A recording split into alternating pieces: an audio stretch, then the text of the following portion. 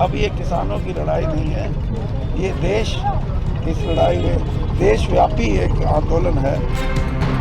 जितने भी भारतीय जनता पार्टी के एमपी और एमएलए हैं वो सब इस्तीफा दे करके और किसानों का साथ दें। तो पहले तो आप जो कांग्रेसियों का दिलवाओ, फिर उनका दिलवाओ, अकालियों का दिलवाओ।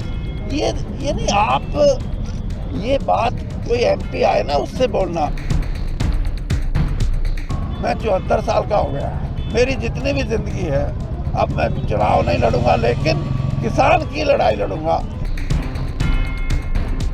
इतनी देरी क्यों कर दी किसानों के समर्थन में आने में? नहीं, मैंने कोई देरी नहीं की।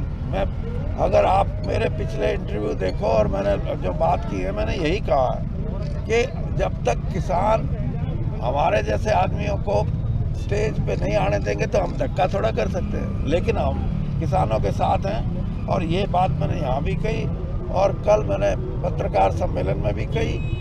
और ये मैं मान के चलता हूँ कि इस लड़ाई में सिर्फ अब ये किसानों की लड़ाई नहीं है, ये देश इस लड़ाई में देशव्यापी एक आंदोलन है, जिसमें किसान अपनी मुख्य भूमिका और अपने हकों के लिए लड़े। तो इसमें ये कहना कि आपके बेटे भी उतर सकते हैं इस तरह से आप आए हो, वो बेटे से पूछना आप। आपके आने से पहले, आपके आने पर मोदी मुर्दाबाद और भाजपा सरकार मुर्दाबाद के नारे मिलेंगे आपके भाषण से पहले भी और जब आपके आने पर भी। किस नजरिए से देखते हैं किसानों के आक्रोश? देखिए, जब कोई आंदोलित होता है तो उसमें ये नहीं देखता, वो कहता है कि मेरा आंदोलन है किसके विरुद्ध, उन 3 कानूनों के विरुद्ध है ना, तो उनको गुस्सा तो होगा। उसमें आपको या मेरे को ये ढूंढना कि ये क्यों है, क्यों का मतलब नहीं है। कल मैं कोई काम कर देता हूँ तो लोग मेरे को भी कहेंगे वीरेंद्र सिंह मुर्दाबाद। ये नहीं होता। बात ये है कि इस आंदोलन की मुख्य जो धारा है वो यही है कि जो कानून बने हैं उनसे हम शंका है हमारे को, हमारी शंका दूर की जाए और यही प्रयास हम भी चाहते हैं कि हो, क्योंकि कब तक बैठेंगे। आखिर में सभी चीज़ों का समाधान संवाद से, डायलॉग से निकलता है और वो किसान भी चाहते हैं कि डायलॉग हो। तो उसमें जहाँ भी अड़चन है उसको अगर दूर करके इस आंदोलन को किसानों की संतुष्टि के आधार पे इसको सरअंजाम दिया जाए तो वो सबसे बड़ी बात होगी, वरना देश का बड़ा भारी नुकसान हो सकता है। चौधरी साहब, इस संवाद में आप बिचौलिए भूमिका में है कि जितने भी भारतीय जनता पार्टी के एमपी और एमएलए हैं वो सब इस्तीफा दे करके और किसानों का साथ दें। तो पहले तो आप जो कांग्रेसियों का दिलवाओ, फिर उनका दिलवाओ, अकालियों का दिलवाओ।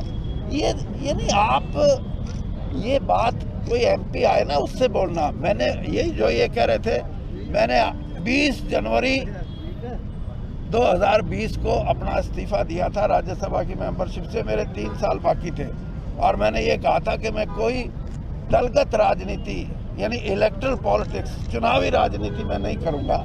और आज भी मैं यही बात कह रहा हूँ। मैं इसीलिए आ गया, अगर मुझे चुनावी राजनीति करनी होती तो मैं नहीं आता। तो मेरा जहाँ तक सवाल है, मैं 74 साल का हो गया, मेरी जितनी भी जिंदगी है, अब मैं चुनाव नहीं लड़ूंगा, लेकिन किसान की लड़ाई लड़ूंगा। और मैं तो ये भी चाहता हूँ किसान जब संपूर्ण बहुमत है तो वो खुद ही लड़े लड़ाई। ये पार्टियां शार्टियां अपने आप ही नहीं छुट्टी हो जानी। हम भी अगर बंट जाते हैं, मैं कांग्रेस में, मैं बीजेपी में, मैं इसमें, किसान जहाँ आंदोलन के लिए संगठित है इसी तरह राजनीति में अपनी सत्ता लेने के लिए भी संगठित होगा। तो एक नया दौर शुरू होगा। सरकार अड़ी रही तो क्या आप भाजपा से इस्तीफा दे देंगे क्या? कोई उम्मीद है? 24 दिन हो चुके, आगे कुछ सुनवाई होने की उम्मीद है या अभी तक कोई सहमति नहीं बन पाई? कई बैठकें हो चुकी है। मुझे लगता है कि